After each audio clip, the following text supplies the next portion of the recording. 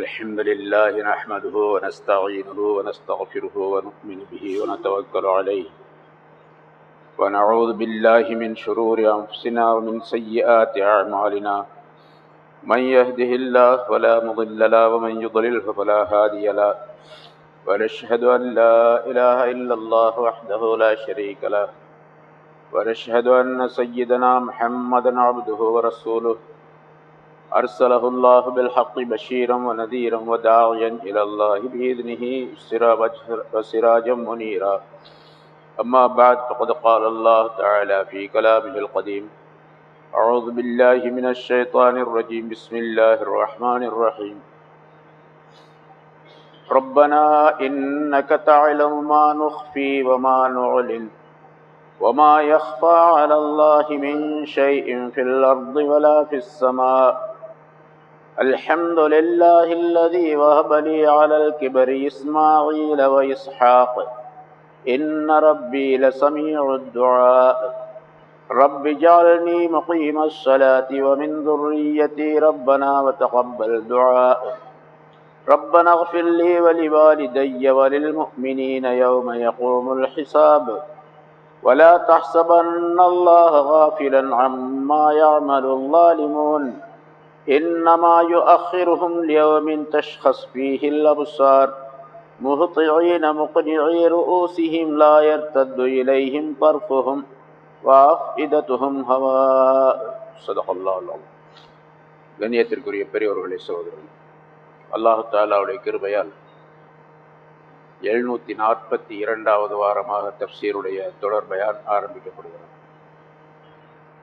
சூரத் இப்ராஹீம் என்ற அத்தியாயத்தில் 37 ஆயத்துகள் இதற்கு முன்னால் விளக்கம் சொல்லப்பட்டுள்ளன. அடுத்து அல்லாஹ் தஆலா சொல்லுகின்றான், இப்ராஹிம் அலைஹிஸ்ஸலாம் அவர்கள் கேட்ட துஆ உடைய தொடர்ச்சியாக, ரப்பனா இன்னக தஅலமு மா நுஃபி வ மா நுஅலின், எங்களுடைய ரப்பே, எதை நாங்கள் மறைத்து வைத்திருக்கின்றோமோ அதையும் எதை நாங்கள் பகிரங்கமாக செய்கின்றோமோ அதையும் நீ நன்றாக அறிவாய். எங்களுடைய காரியங்களிலே மறைவானது, வெளிப்படையானது, இரகசியமானது, பகிரங்கமானது என்று வித்தியாசம் இல்லாமல் அனைத்தையும் நீ அறிவாய். அதனுடைய கருத்து என்னவென்றால், எங்களுடைய தேவைகள் அனைத்தையும் நீ அறிந்திருக்கின்றாய். எங்களுடைய வாழ்க்கைக்காக வேண்டி நன்மை தரும் விஷயங்கள் எவை இருக்கின்றனவோ அவற்றையும் நீ அறிந்திருக்கின்றாய். அதே போன்று எங்களுக்கு தீமை தரும் விஷயங்களையும் நீ அறிந்திருக்கின்றாய். ஆகவே உன்னுடைய அந்த அறிவின்படி எங்களுக்கு நீ நல்லதையே வழங்க வேண்டும் என்று கேட்டுக்கொள்ளக்கூடிய அமைப்பிலே இந்த துஆவை சொல்லுகிறார். வமா யஹ்ஃபா அலல்லாஹி ஷை மின் ஷைஇன் ஃபில் அர்தி வலா ஃபிஸ் ஸமா, நாங்கள் மறைவாக செய்வதையும் பகிரங்கமாக செய்வதையும் நீ அறிவாய் என்று சொல்லிய இப்ராஹிம் அலைஹிஸ்ஸலாம் அவர்கள், பொதுவாக நீ எப்படிப்பட்டவன் என்றால், இந்த வானங்கள் பூமியில் இருக்கக்கூடிய எந்த விஷயமும் உனக்கு மறைவானது அல்ல, எல்லாமே உனக்கு பகிரங்கமானவைதான் என்பதை உலக மக்களுக்கு அறிவிக்கும் முறையிலே அவர்கள் அந்த அடுத்த துஆவை வாசகத்தை சொல்லுகின்றார்கள். அல்லாஹ்வின் மீது இந்த பூமியிலே அல்லது வானத்திலோ எந்த பொருளும் மறைந்ததாக கிடையாது, அல்லாஹுக்கு மறைந்ததாக இல்லை. அது சென்ற காலமாக இருந்தாலும் சரி, வருங்காலங்களிலும் சரி, அல்லது நிகழ்காலத்திலே ஏற்படக்கூடிய விஷயமாக இருந்தாலும் சரி, அனைத்தையும் அல்லாஹ் அறிந்தவனாக இருக்கின்றான்.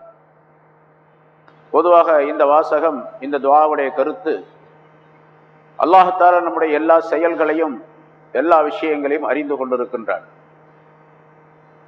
நாம் எந்த நிலையில் இருந்தாலும் சரி, அவை அனைத்தையும் அல்லாஹ் தஆலா அறிகின்றான்.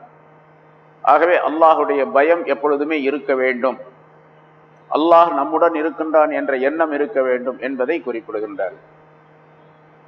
இந்த துஆவையும் ஹஜ்ரத் இப்ராஹிம் அலைஹிஸ்ஸலாம் அவர்கள் அந்த நேரத்திலே சொன்னார்கள்.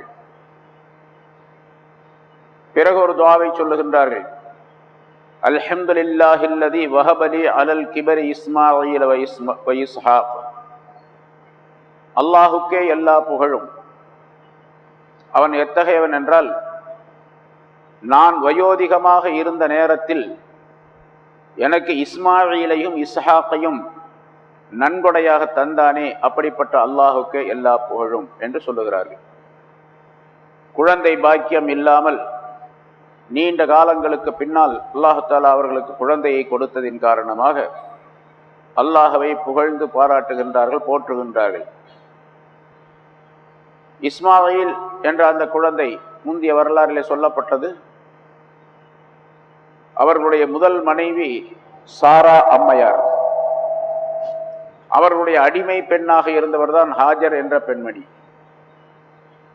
குழந்தை பாக்கியம் இல்லாத காரணத்தினால் தன்னுடைய அடிமை பெண்ணை இப்ராஹிம் அலைஹிஸ்ஸலாம் அவர்களுக்கு அன்பளிப்பாக கொடுத்து, பிறகு அந்த பெண்ணையே அவர்கள் திருமணம் செய்து கொண்டார்கள் இரண்டாம் மனைவியாக. அந்த இரண்டாம் மனைவிக்கு குழந்தை பிறந்தது, இஸ்மாயில் அலைஹிஸ்ஸலாம் அவர்கள். குழந்தை பிறந்தவுடனே அன்னை சாரா அவர்களுக்கு மன வருத்தம் ஏற்பட்டது. அதன் காரணமாக அவர்களை, அதாவது இப்ராஹிம் அலைஹிஸ்ஸலாம் அவர்கள் தன்னுடைய இரண்டாவது மனைவியாக ஹாஜர் என்பவரை வெளியில் எங்கேயாவது கொண்டு போய் விட்டு வர வேண்டும் என்பதாக சொன்னார்கள் சாரா அம்மையார். அல்லாஹ் தஆலாவுடைய உத்தரவுப்படி இப்பொழுது காபா இருக்கக்கூடிய அந்த இடத்திலே கொண்டு வந்து விட்டு சென்றார்கள். அப்பொழுதுதான் இந்த துஆக்களை எல்லாம் கேட்கின்றார்கள்.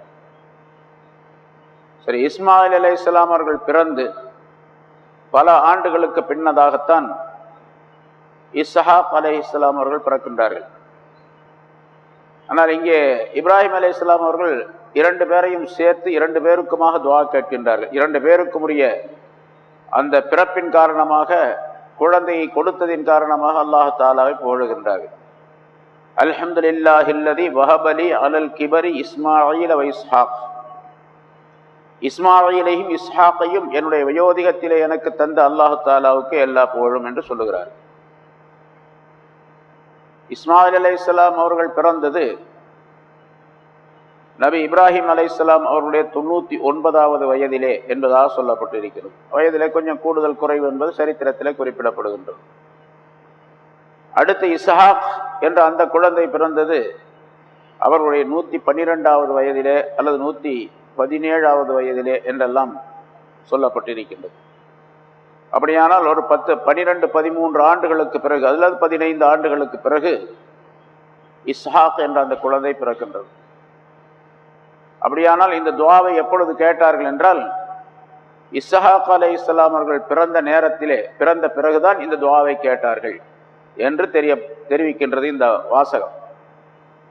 இஸ்மாயிலையும் இஸ்ஹாக்கையும் நான் வயோதிகமாக இருக்கின்ற இந்த நிலையிலும் எனக்கு அளித்த அல்லாஹ் தஆலாவுக்கு எல்லா புகழும் என்று கேட்டது இரண்டாவது குழந்தை பிறந்த பின்னால் என்பதாக இந்த வாசகம் நமக்கு அறிவிக்கின்றது, இந்த ஆயத். இன்னொரு கருத்தின்படி அந்த காபா இருக்கக்கூடிய அந்த இடத்திலே தன்னுடைய மனைவியையும் மகனையும் விட்டு வந்த நேரத்திலேயே இதை கேட்டார்கள். பிறகு அடுத்ததாக இஸ்ஹாக் என்ற அந்த குழந்தை பிறக்கும் என்ற நற்செய்தியை அல்லாஹ் தஆலா சொல்லி இருந்தான். இப்பொழுது உனக்கு இஸ்மாயில் என்ற குழந்தையை கொடுத்திருக்கின்றேன், இன்னொரு குழந்தையும் உனக்கு பிறக்கும், அந்த குழந்தைக்கு பெயர் இஸ்ஹாக் என்றும் அல்லாஹ் தஆலா சொல்லி இருந்தான். ஆகவே என்னுடைய வயோதிகமான இன்னும் இஸ்ஹாக் அலைஹிஸ்ஸலாம் பிறக்கவில்லை, ஆனால் இன்னொரு குழந்தை பிறக்கும் என்று அல்லாஹ் தஆலா சொல்லியதின் காரணமாக இரண்டு குழந்தைகளுக்குமாக சேர்த்து ஒரு துஆவை சொல்லுகின்றார்கள். இரண்டு குழந்தையை கொடுத்ததற்காகவே துஆ செய்கின்றார்கள் என்று மற்றொரு கருத்தும் சொல்லப்பட்டிருக்கின்றது. இது பொதுவாக இப்ராஹிம் அலைஹிஸ்ஸலாம் அவருடைய வழிமுறை இருக்கின்றதே, அது நமக்கு மிக அற்புதமான பல பாடங்களை, பலவிதமான வாழ்க்கை நெறிகளை சொல்லித்தரக்கூடியதாக அமைந்திருக்கின்றது. அதிலே துஆ கேட்பதும் ஒன்று. மிக முக்கியமான துஆக்களை எல்லாம் இப்ராஹிம் அலைஹிஸ்ஸலாம் அவர்கள் கேட்டிருக்கின்றார்கள். குர்ஆனிலே பல இடங்களிலே பல துஆக்கள் வருகின்றன. அல்லாஹ் தஆலா ஒருவருக்கு குழந்தையை கொடுத்தால், குழந்தை இல்லாமல் இருந்து கொடுத்தாலும் சரி, அல்லது ஒவ்வொரு தடவையும் குழந்தைகள் பிறக்கின்றன என்று இருந்தாலும் சரி, குழந்தையை அல்லாஹ் தஆலா கொடுத்ததற்காக வேண்டி அவனை புகழ வேண்டும். ஏனென்றால் அவள் நாடாமல் குழந்தை கிடைக்காது. உலகத்திலே நாம் பார்க்கின்றோம் நடைமுறையிலே. குழந்தை இல்லாத தம்பதிகள் எத்தனையோ வைத்திய முறைகளை எல்லாம் கையாளுகின்றார்கள். ஆனாலும் அல்லாஹுடைய நாட்டம் இல்லாத காரணத்தால் அவர்களுக்கு குழந்தை பிறப்பதில்லை. வெளிப்படையாக சில காரணங்களை சொல்லுவோம். இன்ன காரணத்தினால் குழந்தை பிறக்கவில்லை, ஆணிலே இந்த மாதிரி குறை இருக்கின்றது அல்லது பெண்ணிலே குறை இருக்கின்றது அல்லது இரண்டு பேரிலுமே குறை இருக்கின்றது என்பதாக மருத்துவர்கள் சொல்லலாம். ஆனாலும் அல்லாஹ் தஆலா நாடினால் குழந்தையை கொடுப்பான். அதனால்தான் அல்லாஹ் தஆலா குழந்தை கொடுப்பதை பற்றி அல்லாஹ் சொல்லும்போது அல்லாஹ் தஆலா தான் நாடியவருக்கு பெண் குழந்தைகளாகவே அன்பளிப்பாக தருகின்றான். யஹபு லிமன் யஷாஉ இனாசா, தான் நாடியவருக்கு பெண் குழந்தைகளாகவே தருகின்றான். பெண் குழந்தைகளை பிறக்கச் செய்கின்றான் என்று வார்த்தையை சொல்லவில்லை. யஹபு என்று சொன்னால் ஹிபா, நன்கொடையாக வழங்குகின்றான். ஒருவர் நமக்கு நன்கொடை கொடுக்கின்றார் என்று சொன்னால் அவர் விரும்பி கொடுக்க வேண்டும். அவர் விரும்பாமல் அவரை கட்டாயப்படுத்தி வாங்கினால் அதற்கு பெயர் நன்கொடையாக உலகத்தில் ஆகாது. அதனால் அல்லாஹ் தஆலாவை யாரும் கட்டாயப்படுத்த முடியாது. எனக்கு குழந்தையை கொடுத்துத்தான் ஆக வேண்டும் என்று அவனை கட்டாயப்படுத்த முடியாது. அவன் விரும்பினால்தான் குழந்தையை கொடுப்பான். பெண் குழந்தைகளாகவே சில பேருக்கு அன்பளிப்பாக தருவான். தான் நாடியவர், அவன் நாடியவர் சிலருக்கு ஆண் குழந்தைகளை கொடுப்பான். இன்னும் அவன் நாடியவர் சிலருக்கு ஆண் குழந்தைகள் பெண் குழந்தைகள் இரண்டையும் சேர்த்து கொடுப்பான். இன்னும் அவன் நாடியவர்களை மலடாகவே ஆக்கி விடுவான். அவன் எதை நாடுகின்றானோ அதை செய்த சக்தி பெற்றவன் என்றும் அல்லாஹ் தஆலா சொல்லுகின்றான். அல்லாஹ் தஆலா அவனுடைய விருப்பப்படி அவனுடைய நாட்டப்படி குழந்தைகள் பிறக்கின்ற காரணத்தினால் குழந்தை பிறந்தவுடனே அது அல்லாஹுடைய மிகப்பெரிய அன்பளிப்பு என்பதாக நினைத்து அல்லாஹுக்கு ஷுக்ர் செய்ய வேண்டும், அல்லாஹ்வை புகழ வேண்டும் என்பதையும் இந்த வாசகம் நமக்கு தெரிவிக்கின்றது. இப்ராஹிம் அலைஹிஸ்ஸலாம் அவர்கள் சொல்லுகிறார், இன்ன ரப்பி லஸமீஉ துஆ. துஆ செய்தார்கள். என்னுடைய குழந்தையும் என்னுடைய மனைவியும் இங்கே விட்டு வந்திருக்கின்றேன், அவர்களுக்கு உணவு கொடு, அவர்களுக்கு ஆதரவாக சில மனிதர்களை இங்கே கொண்டு வந்து சேர்த்து விடு என்றெல்லாம் துஆ செய்த விஷயம் முன்னால் உள்ள ஆயத்துகளிலே சொல்லப்பட்டது. ஆனால் செய்த துஆவை ஏற்றுக்கொள்ள வேண்டுமே அல்லாஹ் தஆலா. ஏற்றுக்கொள்ளுமாறு கேட்டுக்கொள்ள வேண்டும். வெறுமனே துஆ செய்தால் மட்டும் போதாது. ரப்பனா ஆத்தினா ஃபித் துன்யா ஹஸனா வ ஃபில் ஆখিরাতি ஹஸனா என்று கேட்கின்றோம். ஆனால் கடைசியாக துஆ ஓதி முடித்த உடனேயே இந்த வாசகத்தையும் சொல்ல வேண்டும். ரப்பனா தகப்பல் மின்னா, ரப்பி தகப்பல் மின்னி, என்னுடைய ரப்பே என்னிடத்திலிருந்து இதை ஏற்றுக்கொள்வாயாக, எங்களுடைய ரப்பே எங்களிடத்திலிருந்து இதை ஏற்றுக்கொள்வாயாக என்றெல்லாம் கேட்க வேண்டும். ஏனென்று சொன்னால் அவன்தான் அந்த துஆவை ஏற்றுக்கொள்ள உரிமை பெற்றவனாக தகுதி பெற்றவனாக இருக்கின்றான். அவன் அல்லாத யாரும் அதனை ஏற்றுக்கொள்ள முடியாது. அதனால் அவனிடத்தில் இதையும் கேட்க, இன்ன ரப்பி, நிச்சயமாக என்னுடைய ரப்பு, லஸமீஉ துஆ, துஆவை செவியேற்கக்கூடியவனாக இருக்கின்றான், ஒப்புக்கொள்ளக்கூடியவனாக இருக்கின்றான் என்பதையும் இப்ராஹிம் அலைஹிஸ்ஸலாம் அவர்கள் கேட்டார்கள். பொதுவாக இப்ராஹிம் அலைஹிஸ்ஸலாம் கேட்ட இந்த வாசகம் துஆ என்று இருந்தாலும் கூட இதில் பல படிப்பினைகள் இருக்கின்றன. இப்படித்தான் துஆ கேட்க வேண்டும் என்பதாக இதன் மூலமாக தெரிவிக்கப்படுகின்றோம். பிறகும் துஆ கேட்கின்றார்கள், சொல்லுகின்ற வாசகத்தை சொல்லுகின்றார்கள், ரப்பி ஜஅல்னி முகீமஸ் ஸலாத்தி வ மின் துர்ரிய்யதி, என்னுடைய ரப்பே என்னை தொழுகையை நிலைநிறுத்தக்கூடியவனாக ஆக்கி வைப்பாயாக. யார் கேட்டது? அபுல் அன்பியா, நபிமார்களுக்கெல்லாம் தந்தை என்று சொல்லப்படக்கூடியவர்.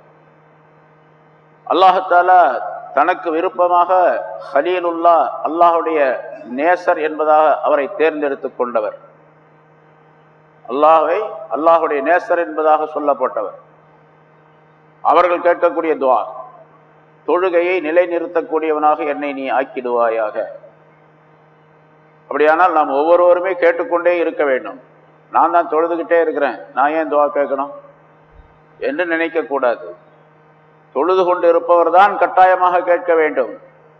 ஏனென்றால் தொழுது கொண்டே இருக்கக்கூடிய அவரை ஷைத்தான் கெடுத்து விடக்கூடும், உலக ஆசைகள் அவரை திருப்பிவிடக்கூடும், உலகத்தினுடைய பல்வேறு விதமான சூழ்நிலைகள் அவரை மாற்றிவிடக்கூடும்.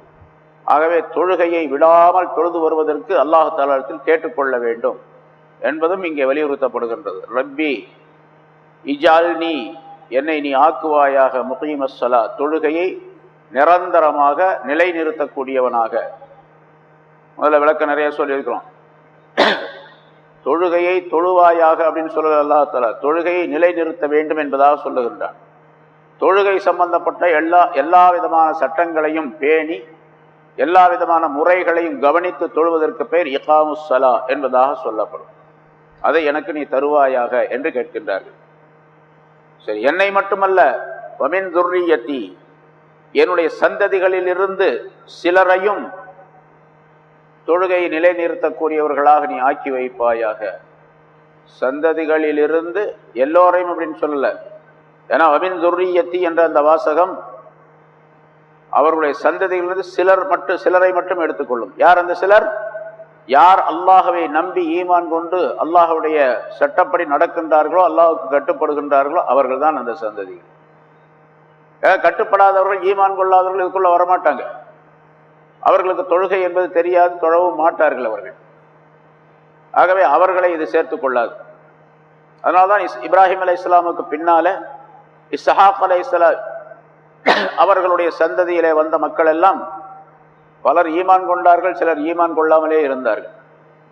அந்த சந்ததியிலே வந்தவர்கள் தான் அரபு நாட்டு மக்களும் கூட, மக்காவாசிகளும் கூட இப்ராஹிம் அலைஹிஸ்ஸலாத்துடைய சந்ததியிலே வந்தவர்கள் தான். ஆனால் எல்லாருமே முஷ்ரிக்குகளாக மாறிவிட்டார்கள். பல நூற்றுக்கணக்கான சிலை தெய்வங்களை வைத்து வணங்கி கொண்டிருந்தார்கள். எந்த தௌஹீதை, ஏகத்துவத்தை நிலைநிறுத்துவதற்காக அல்லாஹ் தஆலா இப்ராஹிம் அலைஹிஸ்ஸலாம் அவர்களையும் அவர்களுக்கு பின்னால் பல நூற்றுக்கணக்கான ஆயிரக்கணக்கான நபிமார்களையும் அனுப்பினானோ அதற்கு நேர் எதிராக இப்ராஹிம் அலைஹிஸ்ஸலாத்துடைய அந்த சந்ததிகளிலே சிலர் மாறிவிட்டார்கள். ஆகவே அவர்களையெல்லாம் இதை எடுத்துக்கொள்ளாது துவா. இப்போ துவா கேட்கும் பொழுது நமக்கு பின்னால் வரக்கூடிய சந்ததிகள் எப்படி மாறிவிடுவார்கள் என்று நமக்கு தெரியாது. இப்படியே என்னை மாதிரியே எல்லோரும் முஸ்லிம்களாக இருப்பார்களா, அல்லது அவர்களே யாராவது மாறிவிடுவார்களா, நமக்கு தெரியாது. யாரும் அதை சொல்லவும் முடியாது, யாரும் அதை கணித்து சொல்ல முடியாது.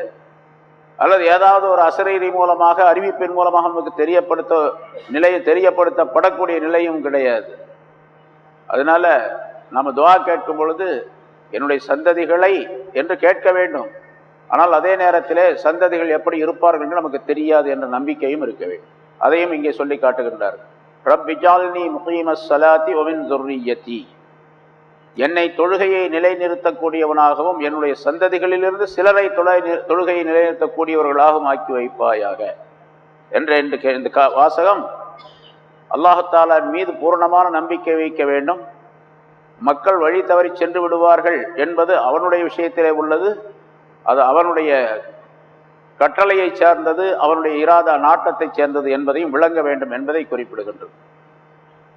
இந்த துஆவிலும் சொல்லுகின்றார், ரப்பனா வ தகப்பல் துஆ, ரப்பனா வ தகப்பல் துஆ, எங்களுடைய ரப்பே என்னுடைய இந்த துஆவை நீ ஏற்றுக்கொள்வாயாக.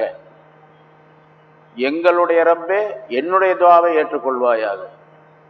இது தனிமையாக இப்ராஹிம் அலைஹிஸ்ஸலாம் அவர்கள் தனித்து அவர்கள் மட்டும் கேட்கின்றார்கள். என்னுடைய ரப்பே என்று முன்னால சொன்ன ரப்பி ஜால்னி, ரப்பி என்னுடைய ரப்பே என்று சொன்னார். இங்கே ரப்பனா எங்களுடைய ரப்பேன்னு சொல்றாங்க. அது முன்னால் இந்த வாசகத்தை பொறுத்து அமைந்திருக்கின்றது. என்னையும் என்னுடைய சந்ததிகளில் சிலரையும் தொழுகையை நிலைநிறுத்தக்கூடியவர்களாக ஆக்கி வைப்பாயாக என்று கேட்ட பின்னால இவர்கள் எல்லோருக்கும் சேர்ந்து அவன்தான் ரப்பு, எனக்கு மட்டும் ரப் அல்ல, என்னுடைய சந்ததிகளுக்கும் நீதான் ரப்பு, நீதான் இரட்சகன் என்று தெரியப்படுத்தக்கூடிய அமைப்பிலே ரப்பனா எங்களுடைய ரப்பே என்று சொல்லுகிறார்கள்.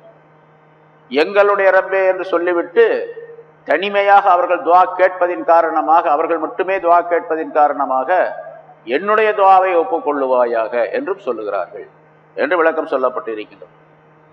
இந்த வாசகத்திலே இன்னொரு கருத்து இருக்கின்றது. ரப்பனா தகப்பல் துஆ, எங்களுடைய ரப்பே துஆவை ஏற்றுக்கொள்வாயாக அப்படின்னு சொன்னா சரியா போச்சு, வாசகம் சரியா இருக்கு. ரப்பனா வ தகப்பல் துஆ, வாவ் ஒரு வாவு சேர்ந்து இருக்கின்றது. வாவ் என்று சொன்னால் இன்னும் என்று அர்த்தம். ஆனா இந்த இடத்துல இன்னும்ங்கிற அர்த்தத்துக்கு முன்னால ஒரு வாசகம் சொல்லப்பட்டிருக்கிறது, இன்னும் என்று கருத்து வரக்கூடிய அமைப்பிலே சொல்லப்பட்ட வாசகம் அல்ல. பொதுவாக இந்த மாதிரி துவாக்களிலே சில இடங்களிலே வாவு சேர்ந்து வரும். குர்ஆனிலே பல இடங்களிலே இருக்கின்றது. அது உறுதியை காட்டக்கூடியதாக அமைந்திருக்கின்றது. எங்களுடைய ரப்பே, மேலும் நான் கேட்ட துவாக்களோடு என்னுடைய இந்த துவாவையும் நீ ஏற்றுக்கொள்வாயாக என்ற அர்த்தத்திலே அல்லாஹ் தஆலா சொல்லுகின்றான் என்று விளக்கம் தரப்பட்டிருக்கிறது. ஆக ஒவ்வொரு முஸ்லிமான மனிதரும் தானும் தன்னுடைய குழந்தைகளும் தொழுகையை நிலைநிறுத்தக்கூடியவர்களாக இருக்க வேண்டும் என்று அல்லாஹ் தஆலா இடத்தில் கேட்டுக்கொள்ள வேண்டும். அப்படி கேட்டுக்கொள்வதற்கு இந்த துஆவை பயன்படுத்த வேண்டும். ரப்பி ஜஅல்னி முகீமஸ் ஸலாத்தி வ மின் ذُرِّيَّتِي ரப்பனா வ தகப்பல் துஆ என்ற இந்த வாசகம் துஆவிலே மிகச்சிறந்தது. நாமாக ஒரு வாசகத்தை சொல்லுவதை விட அல்லாஹ் தஆலா நபிமார்களுடைய கல்விலே போட்டு நபிமார்கள் சொல்லிய அந்த வாசகங்கள் அல்லாஹ்விடத்தில் மிக சீக்கிரமாக ஏற்றுக்கொள்ளப்படுவதற்கு தகுதி பெற்றதாக இருக்கின்றது. இன்னொரு விஷயம் என்னன்னு சொன்னா, குர்ஆன்ல இருக்கக்கூடிய துஆக்களை பாடமாக்கி நாம் அதை கேட்கும் பொழுது குர்ஆனுடைய ஆயத்துக்களை ஓதிய நன்மையும் கிடைக்கும். ரப்பனா ஆத்தினா ஃபித் துன்யா ஹஸனா, அதனாலதான் சொல்லப்பட்டிருக்கின்றது. இந்த தொழுகையிலும் கூட பார்க்கிறோம், பல இமாம்கள் நம்ம பார்த்தோம்னு சொன்னா 5 நேரத்துக்கு சில துஆக்கள் வகுத்து வைத்திருப்பார்கள். அந்த துஆக்களை மட்டுமே கேட்டுக்கொண்டிருப்பார்கள். அஸ்ர்ல பார்த்தீங்கன்னு சொன்னா பெரும்பாலான மஸ்ஜிதுகளை பார்க்குறோம், அந்த துஆவையும் ஓத வேண்டியதுதான். ஆனால் குர்ஆனில் இருக்கக்கூடிய துஆக்களை அதிகமாக எல்லா துஆக்களையும் பாடமாக்கி வைத்து ஓதிக்கொண்டிருக்க வேண்டும்.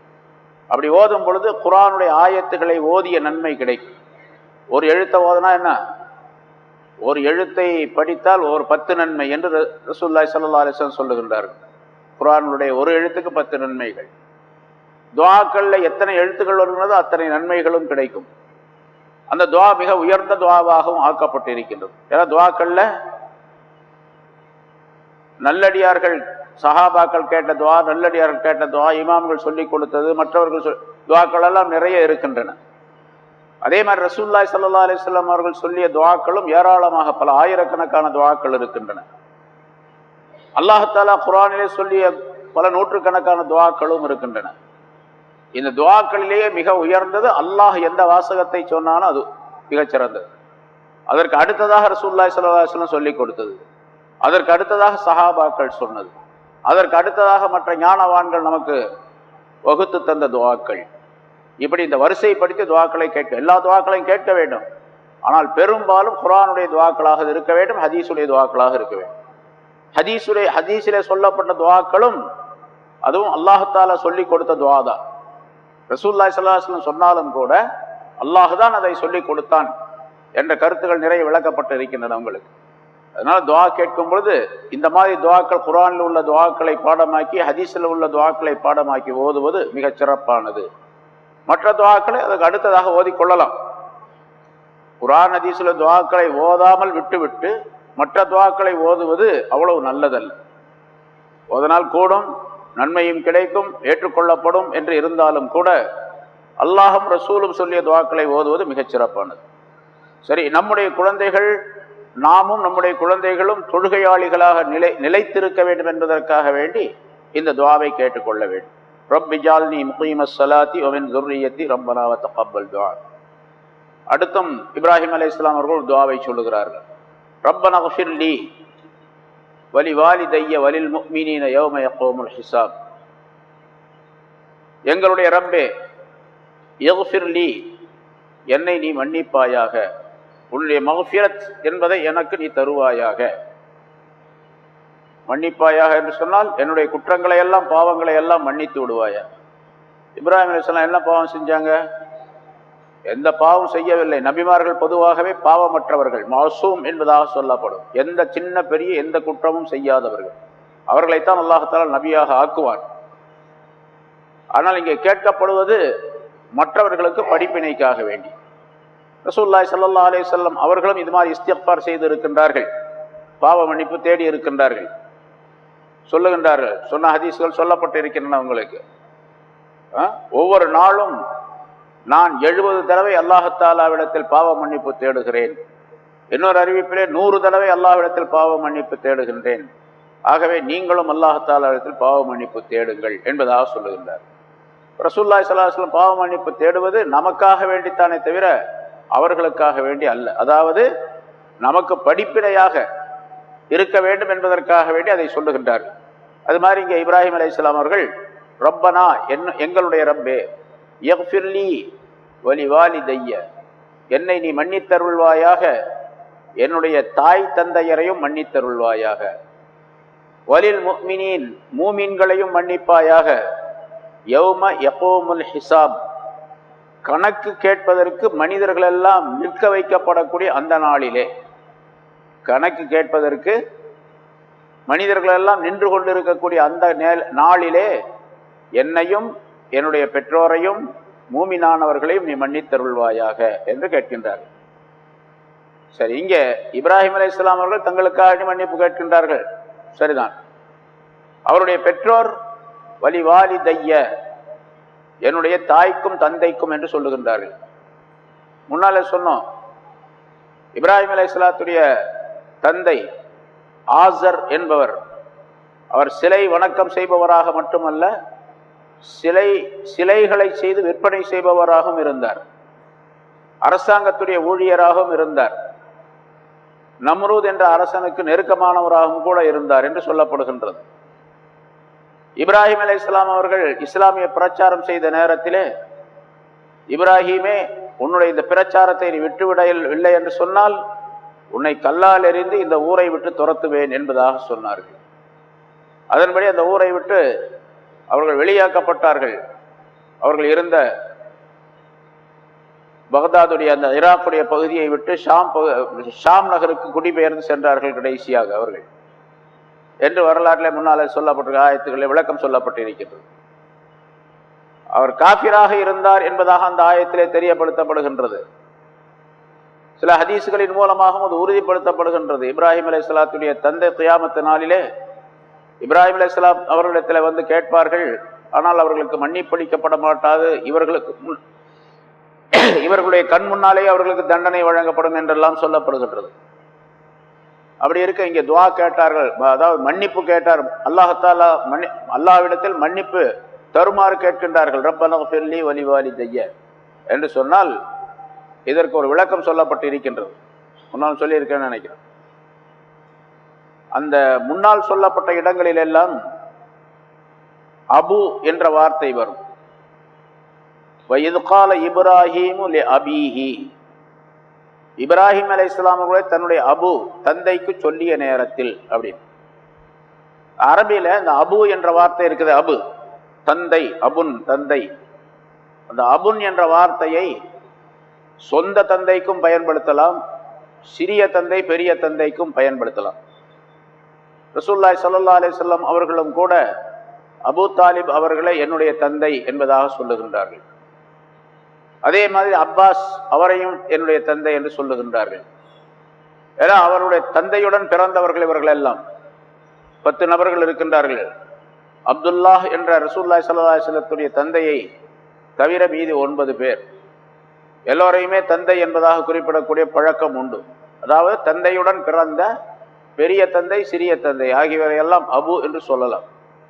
அதனால இது கால இப்ராஹிம் அபீஹி ஆசர, அவருடைய அபு ஆசருக்கு சொல்லிய நேரத்தை நினைவு கூர்ந்து பாருங்கள் என்று முன்னால் சொல்லப்பட்ட அந்த வாசகத்திற்கு அவருடைய சிறிய தந்தை என்பதாக கருத்து சொல்லுகின்றார்கள்.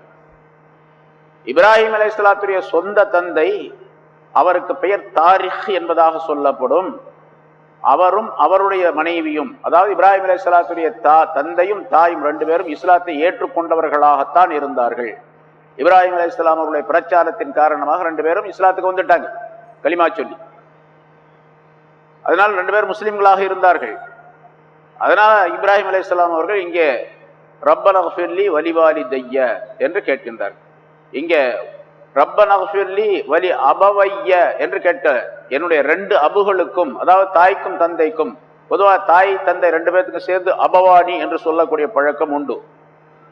ஆனால் இங்கே குறிப்பாக பெற்றெடுத்த தாயை பெற்றெடுத்த தந்தையை சொல்லுவதாக இருந்தால், குறிப்பு படுத்தி சொல்லுவதாக இருந்தால் அரபியிலே வாலித் வாலிதத் என்பதாக சொல்ல வேண்டும். வாலித் வாலிதா என்று சொல்ல வேண்டும். உருதுல பழக்கம் உண்டு. மேரா வாலித் மேரி வாலிதா அப்படின்னு சொல்லக்கூடிய பழக்கமும். என்னுடைய தந்தை, என்னுடைய தாய் அப்படிங்கிறதுக்கு வாலித் வாலிதான்னு சொல்லக்கூடிய பழக்கம். அது அரபியில அப்படி, அது அரபி வாசகம் தான். அந்த அரபி வார்த்தையை சொன்னால் அவர் பெற்றெடுத்த அந்த தந்தை இருக்குன்னா அவரை மட்டுமே குறிக்கக்கூடியதாக இருக்கும். அதனால இப்ராஹிம் அலைஹிஸ்ஸலாம் அவர்களுடைய அவரை பெற்றெடுத்த தந்தை தாய் 2 பேருமே முஸ்லிம்களாக இருந்தார்கள் என்று இந்த வாசகம் தெரிவிக்கின்றது என்பதாக விளக்கம் சொல்லப்பட்டு இருக்கின்றது. இப்போ முன்னால சொல்லப்பட்ட வாசகங்கள் எல்லாம் அவர் காஃபிராக இருக்கின்றார், அவருக்கு நீ மன்னிப்பு கேட்கக்கூடாது என்றெல்லாம் அல்லாஹ் தஆலா சொல்லுகின்றான். சில இடங்களிலே ஒரு இடத்துல சொல்லுகின்றான், உன்னுடைய தாய் தந்தைக்கு உன்னுடைய அபுக்கு நீ பாவ மன்னிப்பு தேடக்கூடாது என்ற கருத்தையே சொல்லுகின்றான். அப்படின்னு சொன்னா அவருடைய சிறிய தந்தை ஆசர் என்பவர் சிறிய தந்தையாக இருந்தார் என்பதாக ஒரு விளக்கம் சொல்லப்பட்டு இருக்கின்றது. அந்த கருத்தை நிறைய எழுதுகின்றார்கள். அதனால இந்த இடத்துல ரப்பனா ஃபிர்லி வலிவாலி தைய என்று சொல்லப்படுவது அவர்களை பெற்றெடுத்த அந்த தாய் தந்தையை குறிக்கின்றது என்பதாக. இப்போ ஒரு மனிதர் துஆ கேட்கும் பொழுது தாய் தந்தைக்கும் சேர்த்து கேட்க வேண்டும், தனக்காக மட்டும் கேட்டுக்கொள்ளக்கூடாது. என்னை மன்னிப்பாயாக, எனக்கு அருள் புரிவாயாக என்று கேட்க, ரப்பனா ஃபிர்லி என்னை மன்னிப்பாயாக, என்னுடைய ரப்பே எனக்கு மன்னிப்பை தருவாயாக, வர்ஹம்னி எனக்கு அருள் புரிவாயாக என்று கேட்டு நிறுத்தி கொள்ளக்கூடாது. ரப்பிஃபிர்லி வலிவாலிதைய வர்ஹம்னி வலிவாலிதைய, எனக்கு அருள் புரிவாயாக, என்னுடைய பெற்றோருக்கு அருள் புரிவாயாக. அது மட்டும் போதாது, மூமினான ஆண்கள் பெண்கள் யாராக இருந்தாலும் சரி, ஈமானிலே நிரப்பமானவர்களாக இருந்தால் அவர்களுக்கும் சேர்த்து துஆ கேட்க வேண்டும், அவர்களுக்கும் மக்ஃபிரத் ரஹமத்தை கேட்க வேண்டும் என்பதை இந்த வாசகம் சொல்லுகின்றது. ரப்பனா ஃபிர்லி வலிவாலிதைய வலில் முஃமினீன யௌம யகூமுல் ஹிசாப். பொதுவாக இங்கே சொல்லப்பட்ட இந்த துஆக்களை எல்லாம் பாடமாக்கி, இப்ராஹிம் அலைஹிஸ்ஸலாம் ஓதிய இந்த துஆக்களை எல்லாம் பாடமாக்கி ஓதினாலே அதுவே போதுமானது. முன்னால் சொல்லப்பட்ட துஆ, இந்த வாசகம் எல்லாமே நமக்கும் நம்முடைய பெற்றோருக்கும் மூமினானவர்களுக்கும் அல்லாஹ்விடத்தில் மன்னிப்பு கேட்கக்கூடியதா. முன்னால பல தடவை உங்களுக்கு சொல்லப்பட்டு இருக்கின்றது, என்னுடைய துஆ ஏற்றுக்கொள்ளப்பட வேண்டும் என்றால் நான் அடுத்தவருக்காண்டி துஆ கேட்க வேண்டும். பிறருக்காண்டி நான் துஆ கேட்கும் பொழுது என்னுடைய துஆவை அல்லாஹ் தஆலா ஏற்றுக்கொள்ளுகிறான்.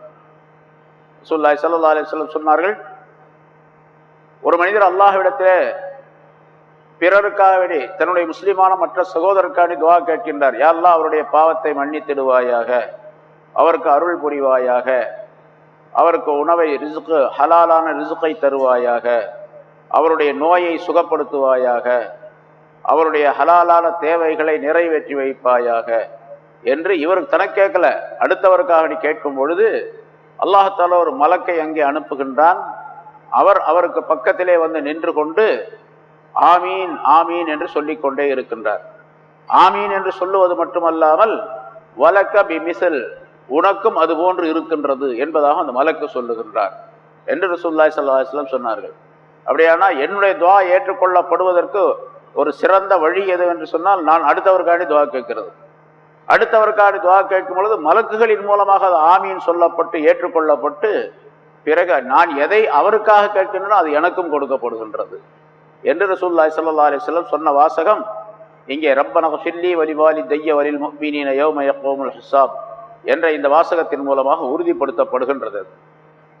சரி, அங்கே இப்ராஹிம் அலைஹிஸ்ஸலாம் அவர்கள் அந்த ஆசர் என்ற அந்த தந்தைக்கு துஆ கேட்டார்கள். அதை கேட்கக்கூடாது என்று அல்லாஹ் தஆலா சொன்னான். இன்னொரு இடத்துல அல்லாஹ் தஆலா ஃபலம்மா தபய்யன லஹு அன்னஹு அதுவுன் லில்லாஹி தபர்ரஅ மின்ஹு என்பதாக, அந்த தந்தை அல்லாஹ்வுடைய எதிரி என்பதாக இப்ராஹிம் அலைஹிஸ்ஸலாம் அவர்களுக்கு தெளிவான பொழுது தபர்ரஅ மின்ஹு, அவருக்காக வேண்டி பாவ மன்னிப்பு கேட்பதை விட்டும் அவர் நீங்கி கொண்டார் என்று ஒரு வாசகம் இருக்கின்றது. முதல்ல துஆ கேட்டுக்கிட்டு இருந்தாங்க, யா அல்லாஹ் என்னுடைய தந்தையை மன்னித்து விடுவாயாக அப்படின்னு சொல்லிட்டு, பிறகு அவங்களுக்கு அல்லாஹ் தஆலா உத்தரவுப்பட்டால் முஷ்ரிக்குகளுக்கு ஈமான் கொள்ளாதவங்களுக்கு இஸ்திக்ஃபார் செய்யக்கூடாது, பாவ மன்னிப்பு தேடக்கூடாது அப்படின்னு சொன்னாங்க. அது தெரிஞ்ச பின்னால விட்டுட்டாங்க. அன்னஹு அதுவுல் லில்லாஹ், அல்லாஹ்வுக்கு எதிரி என்று அவரை பற்றி அல்லாஹ் தஆலா சொன்னான். நீ அவருக்கு துஆ கேட்டுக்கிட்டு இருக்கிற, அவர் எனக்கு எதிரி என்று சொன்னான். உடனே அந்த நேரத்திலிருந்தே துஆ கேட்பதை விட்டு விட்டார்கள், அதை விட்டு நீங்கி கொண்டார்கள் என்று சொல்லப்பட்ட அந்த ஆயத்து இப்ராஹிம் அலைஹிஸ்ஸலாமுடைய அந்த சிறிய தந்தையாக இருந்த அவருக்கு சொல்லப்பட்டது என்பதாக கருத்து தெரிவிக்கப்படுகின்றது. பொதுவாக இந்த ஆயத் முன்னால் நிறைய துவாக்கள் சம்பந்தமாக நிறைய ஆயத்துகள் வந்திருக்கின்றன. அதில் குறிப்பாக துவா செய்யும் பொழுது இஸ்திக்ஃபார், பாவ மன்னிப்பு தேடக்கூடிய அந்த வாசகம் முதலாவதாக இடம்பெற வேண்டும் என்பதும் குறிப்பிடப்படுகின்றது. ஒருத்தர் துவா செய்யறதுக்கு முன்னால பல நிபந்தனைகளுக்கு, கிட்டத்தட்ட 35-40 நிபந்தனைகள் இருக்கின்றன துவா ஏற்றுக்கொள்ளப்படுவதற்கு. அதில் இஸ்திக்ஃபார் என்பது மிக முக்கியமானது என்பதாக குறிப்பிடுகின்றார். அதை இந்த வாசகம் இப்ராஹிம் அலைஹிஸ்ஸலாத்துடைய இந்த துவா நமக்கு அறிவுறுத்துகின்றது. பொதுவாக துவா செய்வதை பற்றி நிறைய ஹதீஸ்கள் நிறைய சொல்லப்பட்டு இருக்கின்றன. அல்லாஹ் தஆலா பொதுவாக சொல்லுகின்றான், வகால ரப்புக்கும், உங்களுடைய ரப்பு சொன்னான், உதூனி, என்னிடத்தில் கேளுங்கள், அஸ்தஜிபு லக்கும், உங்களுக்கு நான் ஏற்றுக்கொள்ளுகிறேன் என்று அல்லாஹ் சொன்னான். உதூனி அஸ்தஜிபு லக்கும், என்னிடத்தில் கேளுங்க, உங்களுக்கு நான் தர்றேன், கேளுங்கள் தரப்படும் அப்படின்னு அல்லாஹ் தஆலா சொல்றான். துவாவை பற்றி, துவா கேட்பதை பற்றி. நான் அல்லாஹ்விடத்துல கேட்க வேண்டிய அவசியம் இல்லை அப்படின்னு ஒருத்தர் நினைச்சார். அதற்குரிய ஒரு ஜாடையான இஷாராவான நிலையிலே அவர் தன்னுடைய வாழ்க்கையை, தன்னுடைய நிலையை அமைத்து கொண்டிருக்கின்றார். இன்னைக்கு சில பேர் பார்க்கிறோம், தொழுதுட்டானா எந்திரிச்சு ஓடிடுறார், துவா கேட்கறதெல்லாம் கிடையாது. எல்லாம் ரசூலுல்லாஹி ஸல்லல்லாஹு அலைஹி வஸல்லம் அவர்கள் இன்ன துஆ ஹுவல் இபாதா, துவா என்பது அதுவே இபாதத், அதுதான் வணக்கம் என்பதாக சொன்னார். அத்வா முஹுல் இபாதா, துவா செய்வது வணக்கத்தினுடைய சாராம்சமாக ஆக்கப்பட்டு இருக்கின்றது. முஹ் என்று சொன்னால் இந்த எலும்புக்குள்ள இருக்கு பாருங்க, மஜ்ஜை, கருப்பா, ஆட்டு மூளை, அந்த இதில் மூளை உறிஞ்சி சாப்பிட்றோம், மூளைன்னு சொல்லுவோம். மூளைன்னா தலையில் இருக்கிற மூளை வேற, இது முஹ் என்பதாக சொல்லப்படும். இபாதத்துக்கு முஹாக, அதாவது அதனுடைய அசல் சத்தாக இருக்கின்றது என்பதாக சொல்லுகின்றார்கள். தொழுதவர் தொழுதை முடித்துவிட்டு அப்படியே எழுந்து சென்று விட்டால், தொழுதேன், அல்லாஹ்வை நான் தொழுது விட்டேன், சொல்ல சொன்னால் தொழுது விட்டேன், பிறகு அல்லாஹ்விடத்தில் எனக்கு எந்த தேவையும் கிடையாது என்ற மனப்பான்மை உடையவராக அவர் ஆகிவிடுவார். அவருடைய தோரணை அப்படி இருக்கு. அவர் சொல்லல, அவர்கிட்ட கேட்ட துவா செய்யணும் அப்படிங்கிறாரு, ஆனால் துவா செய்யறதே எல்லாம் எந்திரிச்சு போயிட்டே இருக்கிறாரு அப்படின்னு சொன்னா அவருடைய தோரணை எப்படி இருக்கின்றது என்று சொன்னால், அல்லாஹ்விடத்தில் நான் கேட்க வேண்டிய அவசியமே இல்லை என்று சொல்லுவதை போன்று அமைந்திருக்கின்றது. அதனால துவா கேட்க இந்த மாதிரி அவருடைய செயல்பாட்டின் மூலமாக மறுப்பை தெரிவித்தால் அவர் பெருமை அடிக்கிறார் அப்படின்னு அர்த்தம். அல்லாஹ்விடத்தில் எனக்கு தேவையே இல்லைப்பா அப்படின்னு சொல்றவரை போல இருக்கிறார். அதனால அல்லாஹ் தஆலா அந்த ஆயத்தினுடைய அடுத்த பகுதியிலே சொல்லுகின்றான், இன்னல் உதூனி அஸ்தஜிபு லக்கும், என்னிடத்தில் கேளுங்கள், உங்களுக்கு நான் பதிலளிக்கின்றேன், உங்களுக்கு நான் தருகின்றேன். இன்னல்லதீன யஸ்தக்பீரூன அன் இபாதத்தி, என்னை வணங்குவதை விட்டு எவர் பெருமை அடிக்கின்றாரோ, சயதுகுலூன ஜஹன்னம தாஹிரீன், அவர்கள் விரைவிலேயே நரகத்தில் செல்லுவார்கள், நரகத்தில் நுழைவார்கள், இழிவானவர்களாக, கேவலமானவர்களாக என்று அல்லாஹ் தஆலா சொல்லுகின்றார். முன்னால சொன்ன வாசகத்துக்கு இந்த வாசகத்துக்கு சம்பந்தமே இல்லாம தெரியுது நமக்கு. அதாவது உதூனி அஸ்தஜிபு லக்கும், துவா கேளுங்கள் ஏற்றுக்கொள்ளுகிறேன், என்னுடைய இபாதத்தை விட்டு பெருமை அடித்தவர்கள் நரகத்துக்கு செல்லுவார்கள் அப்படின்னு சொன்னா, துவா செய்வது இபாதத் அப்படின்னு அல்லாஹ்வே சொல்றான் அந்த இடத்துல. இன்னல்லதீன இஸ்தக்பரு அன் இபாதத்தி, என்னை வணங்குவதை விட்டு பெருமை அடித்தவர்கள் என்று சொன்னால், முன்னால துவாவை பத்தி சொல்லிட்டு அதே வாசகம் தான், அடுத்த ஆயத்து கூட இல்லை, ஒரே ஆயத்து தான். அடுத்த வாசகத்திலே இப்படி சொல்லுவதன் காரணமாக துவா செய்வது இபாதத் என்பதை அல்லாஹ்வே தெரிவிக்கின்றான். அதனால ஆயத்திலேயே, குர்ஆனிலேயே அல்லாஹ் தஆலா துவாவை இபாதத் என்று சொல்லுகின்றான். சரி, அப்படி துவா கேட்காதவங்க இபாதத்தை புறக்கணிப்பவர்களை போன்று, அதனால சயதுகுலூன ஜஹன்னம தாஹிரீன், அவர்கள் விரைவிலேயே நரகத்தில் செல்லுவார்கள் என்றும் அல்லாஹ் குறிப்பிடுகின்றான். அதனால துவா கேட்பது அவசியம். கையேந்தி கேட்க வேண்டும், பணிவாக கேட்க வேண்டும், மெதுவாக கேட்க வேண்டும் என்றெல்லாம் அல்லாஹ் தஆலா துஆவை பற்றி இன்னொரு இடத்துல அல்லாஹ் தஆலா சொல்லும்போது, தலர்ருஅம் வ குஃபியா, கெஞ்சுதலாக கேட்க வேண்டும், கெஞ்சக்கூடிய மனப்பான்மை. நெஞ்ச நிமித்திக்கிட்டு துஆவுடைய வாசகத்தை பெருமையாக சத்தம் போட்டு சொல்லுவதெல்லாம் கூடாது. சில இடங்களில் பார்க்குறோம், ரொம்ப சத்தம் போட்டு துவா செய்வாங்க. அப்படி துவா செய்யவே கூடாது. ஏன்னா அந்த தலர்ருஅன் வ குஃபியா என்று சொன்ன பின்னால் அல்லாஹ் அந்த இடத்துல சொல்லுகின்றான், இன்னல்லாஹ் லா யுஹிப்புல் முஅத்ததீன், வரம்பு மீறுகிறவர்களை அல்லாஹ் விரும்புவதே கிடையாது அப்படின்னு சொல்றான். ரெண்டு விஷயத்தை சொல்லிட்டு வரம்பு மீறுவர்கள் சொல்றான். தலர்ருஅன், கெஞ்சுதலாக கேட்க வேண்டும். கெஞ்சுதலுக்கு நேர் மாற்றமாக நெஞ்சை நிமிர்த்தி கொண்டு பெருமையான அமைப்பிலே துஆ கேட்பது வரம்பு மீறுதல். அதே மாதிரி குஃபியா, மெதுவாக சத்தம் இல்லாமல் கேட்க வேண்டும். சத்தம் போட்டு அதிகமான சப்தம் போட்டு கேட்பது அந்த வரம்பு மீறுதல் என்பதிலே சேர்ந்தது. அப்படி வரம்பு மீறுவர்களை அல்லாஹ் விரும்புவதில்லை என்றும் அல்லாஹ் சொல்லுகின்றார். அதனால துஆ செய்யும் பொழுது பொதுவாக ஜமாத்து பல பேர்னால் ஒரு இமாம் துஆ செய்கிறார் அப்படின்னு சொல்லும் போதும் மெதுவாக கேட்க வேண்டும். அங்கே இருப்பவர்களும் கேட்டால் ஃபிக்ஹுடைய சட்டம், இமாம்களுடைய சட்டம் என்னவென்று சொன்ன சட்டம் என்னவென்று சொன்னால், இந்த ஆயத்துக்களை வைத்து ஹதீஸுகளை வைத்து இமாமானவர் மெதுவாக துஆ செய்ய வேண்டும். அப்படி துஆ செய்யும் பொழுது பின்னால் இருக்கக்கூடிய முக்ததிகளுக்கு அந்த துஆ காதிலே விழுந்தால் ஆமீன் சொல்லலாம். காதில் விழல அவர் ஆமீன் சொல்ல வேண்டிய அவசியமே இல்லை. அவர் தனியாக துஆ செய்து விட்டு போய்விடலாம். அதனால யார் மீதும் குற்றம் கிடையாது. சில ஊர்களில் சில இடங்களில் பெரும்பாலும் இமாம்களை நாம் பார்க்குறோம், சத்தம் போட்டு துஆ செய்வாங்க. கிராத் ஓதும் போது கூட மெதுவாக ஓதுவார். கிராத் ஓதும் போதும் கூட மெதுவாக ஓதுவார். துஆ செய்யும் போது ரொம்ப சத்தம் போடுவார்.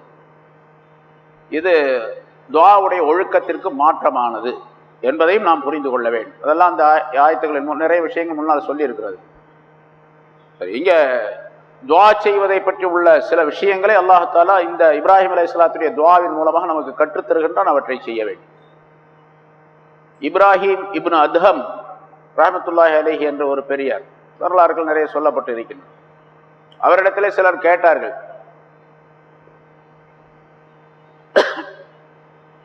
அல்லாஹ் தஆலா குர்ஆனிலே உதூனி அஸ்தஜிபு லக்கும் என்று சொல்லுகிறான். நீங்க என்னிடத்தில் கேளுங்கள், நான் கொடுக்கிறேன், ஏற்றுக்கொள்ளுகிறேன்னு சொல்றான். நாங்களும் துஆ கேட்டுக்கிட்டே தான் இருக்கிறோம், அல்லாஹ் ஒப்புக்கொள்வதே இல்லையே அப்படின்னு. நாங்கள் கேட்டுக்கிட்டே தானே இருக்கிறோம், அல்லாஹ் ஏற்றுக்கொள்வதில்லையே அப்படின்னு சொன்னாங்க. அப்போ இப்ராஹிம் இப்னு அத்ஹம் ரஹ்மத்துல்லாஹி அலைஹி அவர்களுக்கு பதில் சொல்லுகின்றார்கள், மாத்தத் குலூபுக்கும் அன் அஷரத்தி அஷ்யா, ஏன் உங்களுடைய துஆக்கள் ஏற்றுக்கொள்ளப்படுவதில்லை தெரியுமா? 10 விஷயங்களை விட்டு உங்களுடைய கல்புகள் செத்து விட்டன, இறந்து விட்டன. 10 விஷயங்களை செயல்படுத்தாமல் உங்களுடைய கல்புகள் இறந்து விட்டன. அதனால உங்களுடைய துஆக்களும் ஏற்றுக்கொள்ளப்படுவதில்லை என்பதாக சொன்னார்கள் என்று சொல்லிவிட்டு அந்த 10 விஷயத்தையும் சொன்னார்கள். இன்னக்கும் அரஃப்துமுல்லாஹ வலம் துஅத்து ஹக்கஹு, நீங்கள் அல்லாஹ்வை அறிந்திருக்கிறீர்கள், அல்லாஹ் ஒருத்தன் தான், வணக்கத்திற்கு தகுதியானவன் அவன்தான், அவனை தவிர வேறு யாரையும் வணங்கக்கூடாது என்றெல்லாம் தெரிந்திருக்கிறீர்கள். ஆனாலும் அல்லாஹ்வுக்கு செய்ய வேண்டிய கடமைகளை நீங்கள் செய்வதில்லை. இல்லையா? நம்ம யாருமே பெரும்பாலும் செய்யறதில்லை. அல்லாஹ்வுடைய கடமைகளை முழுமையார் செய்யறது ரொம்ப குறைவான, ரொம்ப ரொம்ப குறைவான விஷயம். கடமைகளை செய்வதில்லை. அதனால உங்களுடைய துஆ ஏற்றுக்கொள்ளப்படுவதில்லை. கராத்தும் கிதாப் அல்லாஹ், அல்லாஹுடைய வேதத்தை நீங்கள் ஓதுகிறீர்கள், வலம் தாமலு பி, அதன்படி அமல் செய்வதே இல்லை. அதனால உங்க துஆ ஒப்புக்கொள்ளப்படுவதில்லை.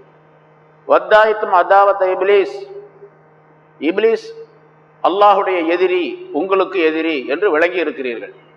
ஷைத்தான் நமக்கு எதிரி தானே, எதிரி அல்லாஹ் தஆலா சொல்றோம்.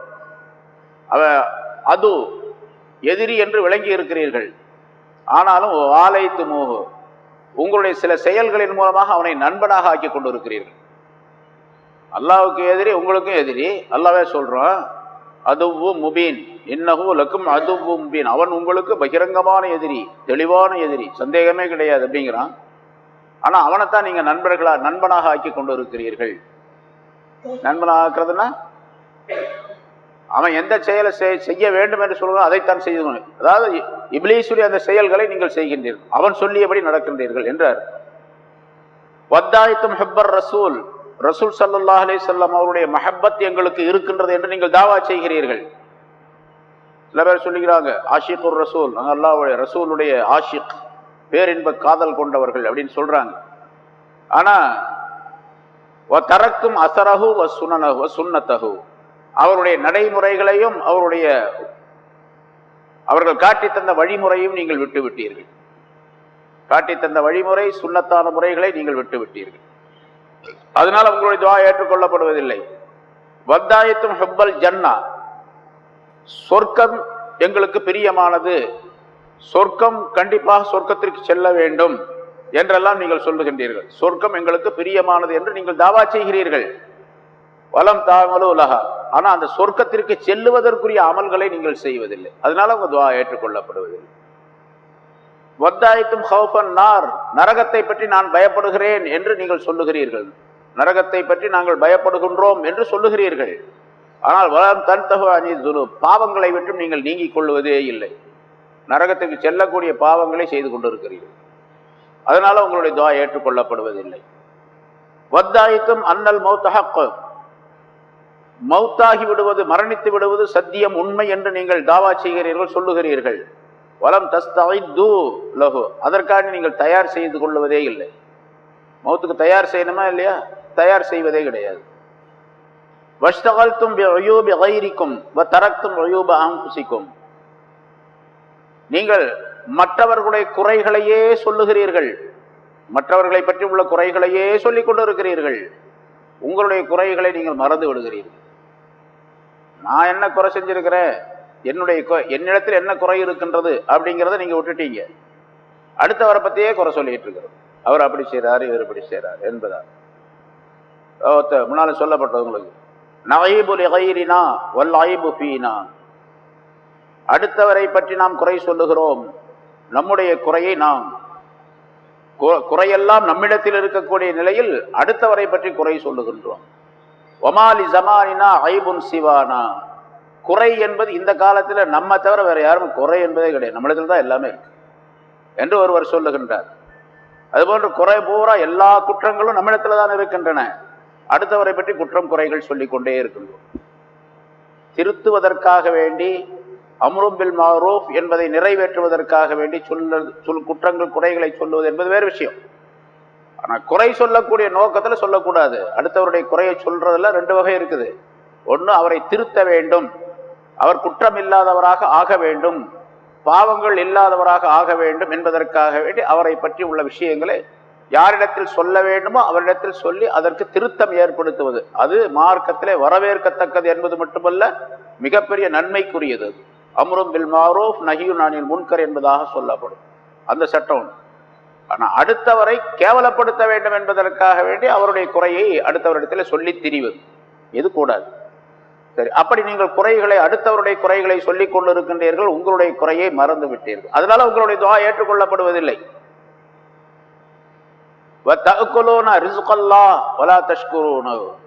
அல்லாஹ் கொடுத்த உணவை நீங்கள் சாப்பிடுகிறீர்கள், அவனுக்கு சுக்ர் செய்வதே இல்லை, நன்றி செலுத்துவதே இல்லை. அதனால உங்களுடைய துஆ ஏற்றுக்கொள்ளப்படுவதில்லை.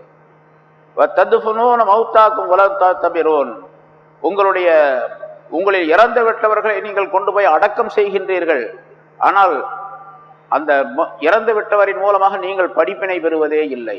அதனாலும் உங்களுடைய துஆ ஏற்றுக்கொள்ளப்படுவதில்லை என்று இப்ராஹிம் அலைஹிஸ்ஸலாம் அவர்கள் பதில் சொன்னார்கள் என்பதாக குறிப்பிடப்படுகின்றது.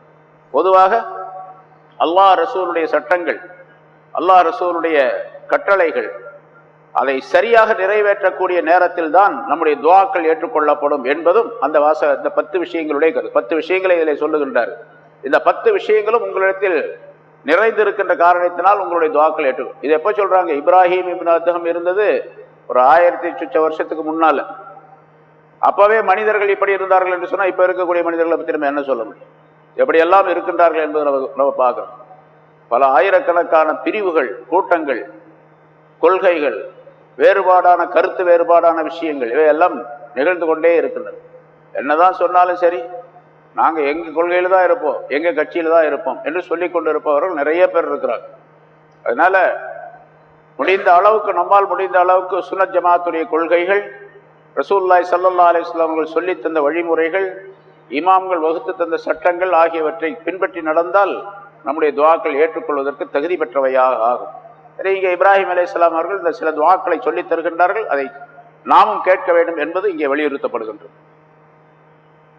இது இப்ராஹிம் அலைஹிஸ்ஸலாம் சம்பந்தமாக அவர்கள் அந்த ஷாமிலிருந்து இங்கே கொண்டு வந்து தன்னுடைய மனைவி மக்களை விட்டு சென்ற அந்த வரலாறு முழுமையாக இதில் சொல்லப்பட்டது, துஆவும் சொல்லப்பட்டது. அடுத்து அல்லாஹ் தஆலா சொல்லுகின்றான், வலா தஹ்ஸபன்னல்லாஹ காஃபிலன் அம்மா யஅமலுல் ஸாலிமூன். சரி, இப்போ இப்ராஹிம் அலைஹிஸ்ஸலாத்துடைய இந்த சம்பவங்களை எல்லாம் ஏன் அல்லாஹ் தஆலா இங்கே சொன்னான் அப்படின்னா, அந்த மக்காவாசிகளுக்கு உணர்வூட்டுவதற்காக வேண்டி. மக்காவாசிகளாகிய அந்த குறைஷியர்கள், நாங்கள் இப்ராஹிம் அலைஹிஸ்ஸலாத்துடைய வழிமுறையை சார்ந்தவர்கள், இப்ராஹிம் அலைஹிஸ்ஸலாத்துடைய வழித்தோன்றல்கள் நாங்கள் என்று இப்ராஹிம் அலைஹிஸ்ஸலாமுடைய பெயரை கூறி பெருமைப்பட்டு கொண்டிருக்கக்கூடிய அவர்கள், இப்ராஹிம் அலைஹிஸ்ஸலாம் அவர்கள் எந்த நோக்கத்திற்காக நபியாக வந்தார்களோ அதற்கு ஏன் மாற்றமான கொள்கை உடையவர்களாக இருக்கின்றார்கள்.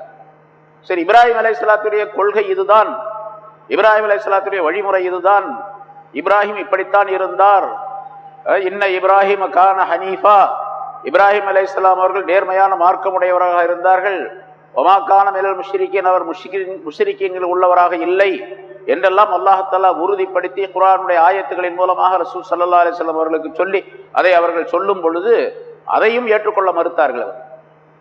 அவங்க சிந்திக்க வேணும், ஆக நாம ஒப்புக்கொள்ளக்கூடிய இப்ராஹிம் இப்படித்தான் இருந்தார், ஆமா உண்மைதான் தான், அவர் இணை வைக்கக்கூடியவராக இல்லை, அவர் அல்லாஹை மட்டுமே வணங்கக்கூடியவராக இருந்தார், நேரான வழியிலே இருந்தார் என்று சொல்லப்படும் பொழுது அதை சிந்தித்து பார்த்து இவர்கள் நேரான வழிக்கு வர வேண்டும்.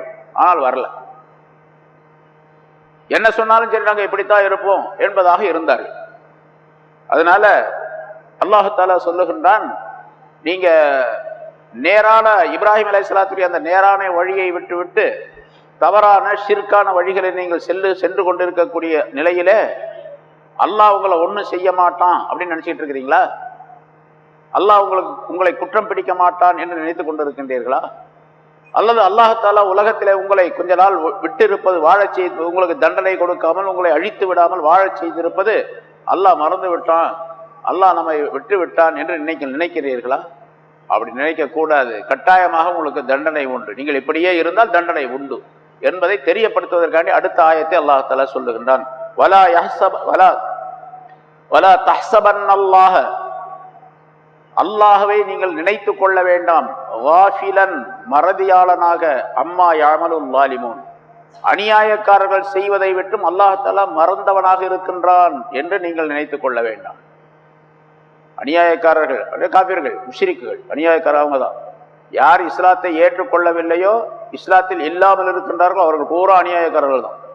அவர் உலகத்தில் எவ்வளவு நேர்மையாக நடந்தாலும் சரி, ஒரு நீதியான ஆள், நீதியான மனிதர், நேர்மையான மனிதர் என்று ஒருவரை பற்றி, அவர் முஸ்லிம் அல்லாதவரை பற்றி சொன்னால் அவர் அநியாயக்காரர் தான். ஏன்னா நேரான வழி எதுவோ அதை விட்டு சருகி சென்று விட்டார், வேறு வழியிலே சென்று கொண்டிருக்கின்றார். உலகத்தினுடைய விஷயங்களிலே நேர்மையாக அவர் சொல்லுகின்றார், நேர்மையான நீதி சொல்லுகின்றார், நேர்மையான ஆட்சி செய்கின்றார் என்ற காரணத்தினால் அவர் நேர்மையான மனிதர் என்பதாக சொல்லப்பட மாட்டார், அநியாயக்காரர் தான். அதே அல்லாஹ் சொல்ல, அம்மா யஅமலுல் ஸாலிமூன், அநியாயக்காரர்கள் செய்கின்றவற்றை விட்டும் அல்லாஹ் மறந்தவனாக இருக்கின்றான் என்று நீங்கள் நினைத்து கொள்ள வேண்டாம். சரி, அப்படி அல்லாஹ் தஆலா எங்களை பார்த்துக்கிட்டு இருக்கிறான், நாங்க செய்யறதெல்லாம் கவனிச்சுக்கிட்டு இருக்கிறோம் அப்படின்னு சொன்னா உடனே அழிச்சிட வேண்டியதானே எங்களை?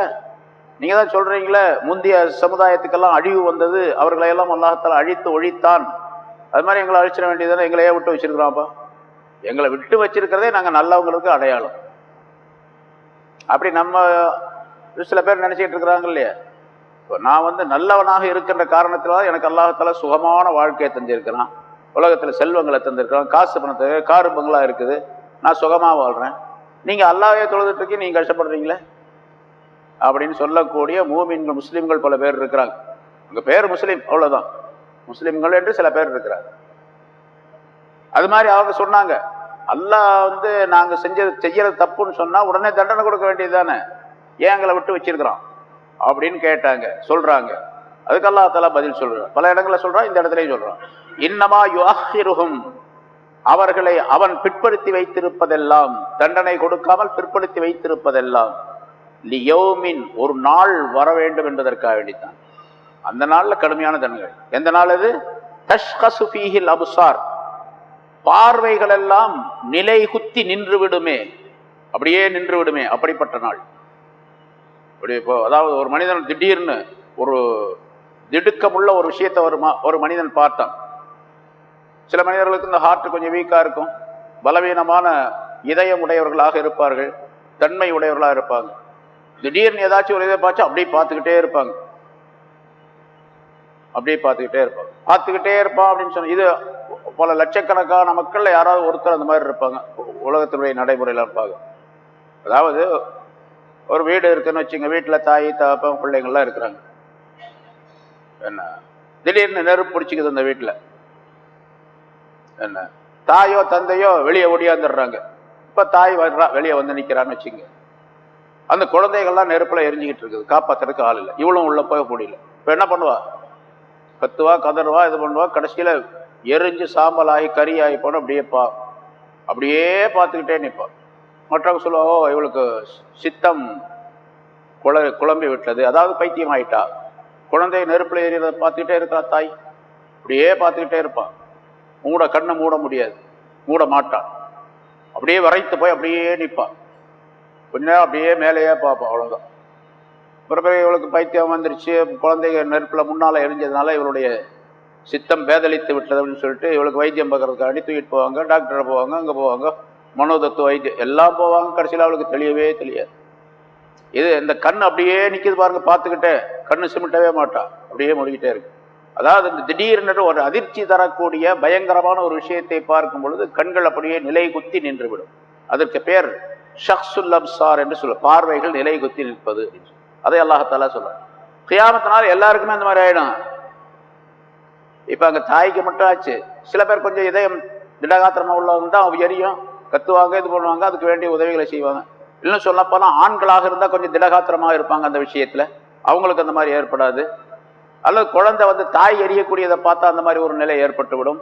அப்படி இல்லை, யாராவது ஒருவருக்கு அந்த மாதிரி ஏற்படும், எல்லாருக்கும் ஏற்படாது. ஆனா கியாமத்தினால மஹ்ஷர் மைதானத்தில் எல்லாத்துக்கும் அதே மாதிரி நிலை. எல்லாருடைய கண்களும் அப்படியே விரைச்சு அப்படியே பார்த்துக்கிட்டே இருக்கும், என்னன்னே தெரியாது எப்படி இருப்பாங்க.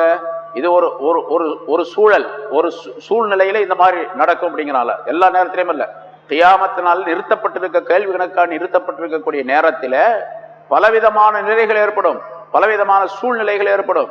ஒரு சூழ்நிலை எப்படி இன்னமா அவர்களை நாம் பிற்படுத்தி இருப்பதெல்லாம் லியோமின் ஒரு நாளுக்காக வேண்டித்தான்.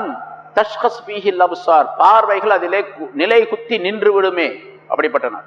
இப்படி பார்வை அப்படியே இருக்கும், பார்த்துட்டே இருப்போம், முழிச்சு பார்த்துட்டே இருப்போம். கண்ணெல்லாம் அப்படி பிதுங்கி இருக்கும், சிமிட்ட கண்ணை சிமிட்டவே மாட்டான். உலகத்தினுடைய கண்கள் எப்படி இருக்கும்? நமக்கு ஒரு வினாடி நேரம் கூட அது வந்து சும்மா இருக்காது. அது இமைத்து கொண்டே இருக்க வேண்டும், துடித்து கொண்டே இருக்க வேண்டும். கீழே மூடி மேலே மூடி அல்லாஹ் போட்டு கண்ணுடைய பாதுகாப்புக்காக வேண்டி அதை மேலும் கீழுமாக அசைக்கக்கூடிய தன்மையை தந்திருக்கான். அந்த மாதிரி திடுக்கத்தை பார்க்கக்கூடியவர்களுக்கு அது அசையாது, அப்படி இருக்கும். அவங்க இன்னும் எப்படி இருப்பாங்க கேட்டா, ஒரு 5 விஷயத்தை அல்லாஹ் சொல்றான் இந்த இடத்துல, இந்த ஆயத்துல. 5 விதமான தன்மை உடையவர்களாக அவர்கள் மாறி விடுவார்கள். இது 1, பார்வை அப்படியே நிலை குத்தி இருக்கும். 2வது முஹுத்தியீன, விரைந்து ஓடக்கூடியவர்களாக அவர்கள் இருப்பார்கள், விரைந்து ஓடக்கூடியவர்களாக இருப்பார்கள். பார்வை நிலை குத்தி நிற்கிறது மட்டுமல்ல, இங்க உலகத்துல பாருங்க, அது மாதிரி ஒரு திடுக்கம் வரக்கூடிய ஒரு விஷயத்தை பார்த்தாங்கன்னா பார்த்து அப்படியே நிற்பாங்க, ஓட மாட்டாங்க. மற்றவங்க தான் இவங்களை தூக்கிட்டு போகணும். ஆனா அங்க என்னன்னு கேட்டா, பார்வை நிலை குத்தி இருக்கும், ஓடிட்டு இருப்பாங்க, வேகமாக ஓடுவாங்க. முஸ்ரிஈன, மிக வேகமாக ஓடுவாங்க. எங்க ஓடுறாங்க தெரியாது, அவங்களுக்கும் தெரியாது, இங்க ஓடுவாங்க. ஏன்னா அங்க உள்ள அமளிகள், துன்பங்கள், பயங்கரமான நிகழ்ச்சிகள் அப்படி இருக்கும். முஹுத்தியீன 2வது. 3வது முக்னிஇ ரூஸிஹிம், அவர்களுடைய தலைகளை உயர்த்தியவர்களாக. இப்படி நேரா பார்த்து போக மாட்டாங்க, தலை மேல இருக்கு, எல்லாம் மேல பார்த்துக்கிட்டே ஓடிக்கிட்டே இருப்பாங்க. எல்லாருமே பல கோடிக்கணக்கான மக்களும் மேல பார்த்து ஓடிக்கிட்டே இருப்பாங்க. இமாம் ஹசன் ரஹ்மத்துல்லாஹி அலைஹி அவர்கள், ஹசன் பஸ்ரி ரஹ்மத்துல்லாஹி சொல்றாங்க விளக்கம், மனிதர் கியாமத்தினால இந்த நிலையில எல்லா மனிதர்களுடைய பார்வைகளும் வானத்தை நோக்கி இருக்கும், அதாவது மேல் நோக்கி இருக்கும், மேல பார்த்துக்கிட்டு இருப்பாங்க. பக்கத்துல யார் இருக்காங்கன்னு தெரியாது, அதனால ஒருத்தர் இன்னொருத்தர் பார்க்க முடியாது, இவர் பக்கத்தில் இருக்கிறவர் பார்க்க மாட்டார். அதனாலதான் எல்லாமே நிர்வாணிகளாக இருப்பார்கள், துணி இல்லாதவர்களாக இருப்பார்கள், நிர்வாணத்தில் இருப்பார்கள் எல்லாருமே. ஆயிஷா ரலியல்லாஹு தஆலா அன்ஹா அவர்கள் இந்த ஆயத்து அல்லது இது மாதிரி சில ஆயத்துகள் ஆயிஷா ரலியல்லாஹு தஆலா ரசூலுல்லாஹ்ட்ட கேட்டாங்க, யார் ரசூலுல்லாஹ், நிர்வாணம் ஆம்பளை பொம்பளை எல்லாமா? ஆமா எல்லாருமே தான். தனித்தனியாவா? இல்லை எல்லாம் சேர்ந்து தான். அப்போ எப்படி ரொம்ப வெக்கமா இருக்கு. இல்லை ஒருத்தர் பார்க்க முடியாதுங்க. அதனால ஒருவர் இன்னொருவரை பார்க்க முடியாது, பார்க்க மாட்டாங்க. தன்னுடைய நிலை மட்டும்தான் அவருக்கு தெரியுமே தவிர அடுத்தவருடைய நிலை எதுவுமே தெரியாது. அவ்வளவு பயங்கரமான நாள் அது அப்படின்னு சொன்னாங்க ரசூலுல்லாஹி ஸல்லல்லாஹு அலைஹி வஸல்லம். அது மாதிரி இங்கே ஹஸன் ரலியல்லாஹு விளக்கம் சொல்லும் போது முஹ்திஈன முக்னிஇ ரூஊசிஹிம், தங்களுடைய தலைகளை உயர்த்தியவர்களாக, மிக வேகமாக ஓடியவர்களாக, அவர்கள் தங்களுடைய பார்வைகள் நிலைகுத்தி நிற்கும் அந்த நாளுக்காக வேண்டி அவர்களை நாம் பிற்படுத்தி வைத்திருக்கிறோம். பிறகு நாலாவது லா யர்தத் இலைஹிம் தர்ஃபுஹும், அவருடைய பார்வை அவர்களுக்கு திரும்பி வராது. அதாவது கண்கள் சிமிட்டாமல் அப்படி பார்த்துட்டு இருப்பாங்க. இங்க உலகத்துல திடுக்கிடக்கூடிய முன்னால் சொன்னபடி ஒரு திடுக்கிடக்கூடிய காட்சியை பார்க்குறாங்க. கொஞ்ச நேரம் அப்படியே விழித்த அப்படியே விழித்த கண் வாங்காமல் பார்த்து கொண்டு இருக்கிறது அப்படின்னு சொல்லிட்டு இப்படி பார்த்துட்டே இருப்பாங்க. எவ்வளவு நேரம் பார்த்துட்டு இருப்பாங்க? கொஞ்ச நேரம் இருக்க, ஒரு 1/2 மணி நேரம் 1 மணி நேரம் அப்படியே நிற்கலாம். அதுக்கு பிறகு அப்புறம் நிலை மாறி போயிடும். அப்புறம் கண்ணை சிமிட்ட ஆரம்பிச்சிடுவாங்க இல்லையா, பழைய நிலைக்கு வந்துடுவாங்க. ஆனா அங்க நிலை அப்படி அல்ல. அந்த கண் நிலை குத்தி இருப்பதற்கு அது திரும்பி பார்வையுடைய, அதாவது இந்த கண் சிமிட்டக்கூடிய நிலை வரவே வராது. மறுபடியும் லா யர்தத் இலைஹிம் தர்ஃபுஹும், அவருடைய தர்ஃப்னா கண் இமை அவர்கள் பக்கம் திரும்பி வராது. லா யர்தத் இலைஹிம் தர்ஃப் லா தர்ஜிஉ இலைஹிம் அப்சாருஹும் மின் ஷித்தத்தின் நظரி ஃபஹிய ஷாஹிஸத்துன் நظர், அந்த பார்வை நிலை குத்தி நிற்கும். அந்த பார்வை அங்க இருக்கக்கூடிய கடுமையான சூழ்நிலையின் காரணமாக அவருடைய பார்வை அவர்கள் பக்கம் திரும்பி வராது. அதாவது லா யர்ஜிஉ இலைஹிம் தஹ்ரீக் அஜ்ஃபானிஹிம் என்று அதுக்கு விளக்கம் சொல்றாங்க. அவருடைய இமைகள் அசைக்கக்கூடிய நிலை அவர்களிடத்தில் திரும்பி வராது. கமா கானு யஃஅலூன ஃபி துன்யா ஃபீ குல்லி லஹலத்தின், ஒவ்வொரு வினாடியிலும் உலகத்துல எப்படி கண் சிமிட்டி கொண்டிருக்கின்றார்களோ அது போன்ற நிலை அங்கே ஏற்படாது. கண்ணை அப்படி இமைக்காம இருப்பாங்க, நிலை குத்தி இருக்கும், மேல பார்ப்பாங்க, வேகமாக ஓடிக்கிட்டு இருப்பாங்க. நாலாச்சா வஅஃஇதத்துஹும் ஹவா, அஞ்சாவது அவருடைய கல்புகள், அவருடைய இதயங்கள் எல்லாம் காலியாக இருக்கும். காலியாக இருக்குன்னு சொன்னா யாரை பற்றியும் எந்த எண்ணமும் உள்ள இருக்காது, அவங்கள பற்றி மட்டும் இருக்கும். இப்போ நம்மளுடைய உள்ளத்துல, உங்க உள்ளத்துல எத்தனை எண்ணம் இருக்குன்னு கேட்டா கோடிக்கணக்கான எண்ணங்கள் இருக்கின்றன. கோடிக்கணக்கான விஷயங்கள், அதை இது அப்படின்னு சொல்லிட்டு வீடு வாச பெண்டாட்டி புள்ள அது இது வியாபாரம் பொருள் எத்தனை விஷயம் உள்ள இருக்குது.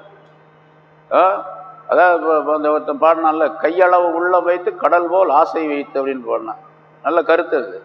சின்ன ஒரு கையில் வச்சிடலாம் உள்ளங்கையில், ஆனால் அதுக்குள்ள எவ்வளோ விஷயம் அடக்கம் அப்படின்னு சொன்னால் அது கணக்கிடவே முடியாது. பாடம் பண்ணுறாங்க, ஹிவ்ஸ் பண்ணுறாங்க. குர்ஆன் உள்ள அத்தனை ஆயத்துக்களையும் ஒரு ஹாபிஸ் ஹிவ்ஸ் பண்ணிடுறாரு. பல ஆயிரக்கணக்காக ஹதீஸ்களை பாடம் பண்ணுறாங்க, பல விதமான பாடல்களை பாடம் பண்ணிக்கிறாங்க, பல்லாயிரக்கணக்கான விஷயங்களை தெரியப்படுத்துகிறாங்க. இன்னும் சில பேர் பார்த்தீங்கன்னு சொன்னால் டெலிஃபோன் நம்பர் பூரா பாடமாக்கி வச்சிருக்கிறாரு. உங்களுக்கு எத்தனை டெலிஃபோன் நம்பர் பாடமாக தெரியும் அப்படின்னு கேட்டால் எனக்கு கிட்டத்தட்ட 1500 தெரியுங்கிறாரு. அவ்வளோ நம்பர்லாம் பாடமாக்கி வச்சுக்கிறார். அதே மாதிரி இமாம்களை நம்ம பார்த்தோம்னு சொன்னால் இமாம் புகாரி ரஹ்மத்துல்லாஹி அலைஹி அவர்கள், இப்போ புகாரிங்கிற கித்தாபில் 2 வால்யூம் இருக்குது, பெரிய பெரிய கித்தாபு. சின்ன சின்ன கித்தாபாக 10 வால்யூம் போட்டிருக்கிறாங்க. அது பூரா புகாரி. 7275 ஹதீஸுகள் இருக்கின்றன அதில். ஆனால் இமாம் புகாரி ரஹ்மத்துல்லாஹி அவர்கள் பாடமாக்கி வச்சிருந்த ஹதீஸு 6 லட்சம் ஹதீஸ் பாடமாக்கி வச்சிருந்தாங்க. 6 லட்சம் ஹதீஸ்கள். 6 லட்சத்தில் 3 லட்சத்தை மட்டும் தேர்ந்தெடுத்து 3 லட்சத்தில் 7000 ஹதீஸ் மட்டும் தான் புகாரியில் எழுதியிருக்கிறாங்க. மீதி உள்ள ஹதீஸுகள்லாம் எழுதப்படலை. அதனால் அவங்க எல்லா ஹதீஸுமே சஹீஹானது தான். அவங்க தனக்குத்தானே ஒரு நிபந்தனை வகுத்து கொண்டார்கள். அந்த நிபந்தனையின்படி 7000 ஹதீஸ்கள் பதிவு செஞ்சுருக்கிறாங்க. இப்போ எதுக்கு சொல்லணும்னு கேட்டால், அங்கே இமாம் புகாரி ரஹ்மத்துல்லாஹி அவர்கள் எத்தனை ஹதீஸ்களை பாடமாக்கி வச்சுருந்தாங்க? பல நூற்றுக்கணக்கான வால்யூம்கள் உள்ள ஹதீஸ்களை பாடமாக்கி வச்சுருந்தாங்க. இன்னும் இமாம் ஷாஃபி ரஹ்மத்துல்லாஹி பற்றி முன்னால் சொன்னோம். ஒரு தடவை பாடம் நடத்தினாங்க. பகதாதுக்கு அவர்கள் வந்த நேரத்தில் ஒரு உஸ்தாதிட்ட போய் சேர்ந்தாங்க, மாணவராக சேர்ந்தாங்க. ஆயிரக்கணக்கான மாணவர்கள் இருக்கிறாங்க. எல்லாமே பேனா வச்சுருக்காங்க, பேப்பர் வச்சுருக்கிறாங்க. உஸ்தாத் சொல்லக்கூடியதெல்லாம் எழுதிக்கிட்டே உட்காந்துருந்தாங்க. இவர்கிட்ட பேனா வாங்குறதுக்கு காசு இல்லை, பேப்பர் வாங்குறதுக்கு காசு இல்லை அவர்கிட்ட. இமாம் ஷாஃபி ரஹ்மத்துல்லாஹி ஒரு பேப்பர் வாங்குறதுக்கு காசு இல்லைங்க. பேனா சும்மா குச்சியில் தான் செதுக்கிறது. பேனா மட்டும் வச்சுக்கிட்டு என்ன பண்ணுறது? அதுக்கு மை தயார் பண்ணுமே, அதுவும் கூட கிடையாது. அதனால என்ன பண்ணாங்க, சும்மாவே உட்காந்து பாடம் கேட்டுக்கிட்டே இருந்தாங்க. உஸ்தாதுக்கு கோபம் வந்துருச்சு. எல்லாரும் எழுதுறாங்க, நீ மட்டும் சும்மா உட்காந்துருக்கிறிய அப்படின்னு சொல்லி கேட்டாங்க. அப்போ அவங்க கடைசியில் சொன்னாங்க, இமாம் ஷாஃபி ரஹ்மத்துல்லாஹி மாணவராக இருக்கக்கூடிய நேரத்தில் 10-12 வயசு அந்த நேரத்தில் சொன்னாங்க, தாங்க சொன்னதெல்லாம் நான் பாடமாக்கிட்டேன். அவங்கெல்லாம் எழுதுனாங்க, நான் பாடமாக்கிட்டேன். அவர் நம்பலை. நான் சொன்னதெல்லாம் இவ்வளோ நேரம் சொல்லியிருக்கேன், 2 மணி நேரம் 4 மணி நேரம் சொல்லியிருக்கேன், நீ எப்படி பாடமாக்குறேன்னு சொல்கிறத? இல்லை உஸ்தாத், நான் பாடமாக்கிட்டேன். அப்போ சொல்லு பார்க்கலாம். எதை எப்படி சொன்னாங்களோ அதே மாதிரி திருப்பி சொன்னாங்களாம் இமாம் ஷாஃபி ரஹ்மத்துல்லாஹி. அப்பதான் அந்த உஸ்தாதுக்கு நம்பிக்கை வந்துச்சு, அவர்களை பாராட்டினார்கள் என்பதாக சொல்லு. உண்மையிலேயே நீ அல்லாஹாலாவுடைய மிகப்பெரிய அருள் பெற்றவர் என்பதாக சொன்னார்கள் அப்படின்னு சொல்லுங்க சரித்திரத்தை. அது மாதிரிலாம் பாடமாக்கணும். இமாம் ஷாஃபி ரஹ்மத்துல்லாஹி இப்படி இந்த கிதாப் இருக்குது, இப்படி பார்த்துக்கிட்டே வந்தாங்கன்னு வச்சுங்க, இப்படி பார்த்துக்கிட்டே வந்தாங்கன்னு சொன்னா இந்த அடுத்த தாளை திருப்பும் போது இது பாடமாயிடும். ஜெராக்ஸ் மாதிரி அப்படியே அடுத்த தாளை பார்த்தாங்கன்னா அடுத்த தாளும் பாடமாயிடும். இப்படியே பார்த்துக்கிட்டே இருக்க வேண்டியதான் பாடமாகி போயிடும். அந்த மாதிரி இமாம் ஷாஃபி ரஹ்மத்துல்லாஹியுடைய அமைப்பு இருந்து அவருடைய உள்ளம் இருந்தது என்று. அதனால பாடமாக்கக்கூடிய நெஞ்சில உள்ளத்துல தேக்கி வைத்திருக்கக்கூடிய விஷயங்கள் ஏராளமாக இருக்கும். என்ன உலகத்துல பார்க்கணும். ஆனா அங்க போன உடனே எதுவுமே இருக்காது, அவரை பத்தி மட்டும் நினைவு இருக்கும். காலி ஆயிடும் எல்லாமே. எல்லாம் காலி ஆயிடும். அந்த பயத்தின் காரணமாக அங்குள்ள நிலை மட்டுமே இவருக்கு தெரியும், அவரை பற்றுமே மட்டுமே தெரியும், யாரை பற்றியும் நினைப்பு வராது. அதனாலதான் அந்த நேரத்துல மனைவி வருவார், மக்கள் வருவார், தந்தை வருவார், தாய் வருவார், யாரை பத்தி இந்த அப்படின்னு அல்லாஹ் தஆலா சொல்றார்.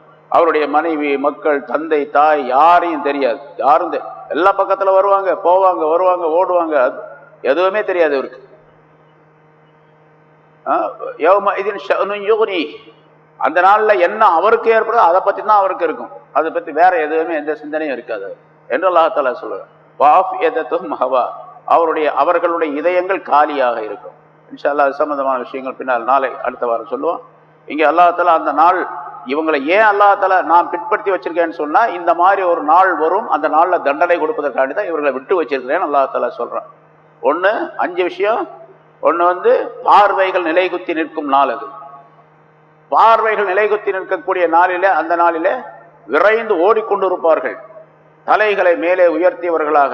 3வது. 4வது, அந்த பார்வை நிலைகுத்தி இருக்கக்கூடிய அந்த பார்வை திரும்பி வராது. அதாவது கண் இமைகளை இமைக்கக்கூடிய அந்த பார்வை திரும்பி வராது. அவருடைய இதயங்கள் எல்லாம் காலியாக இருக்கும், எந்த விஷயம் இருக்காது.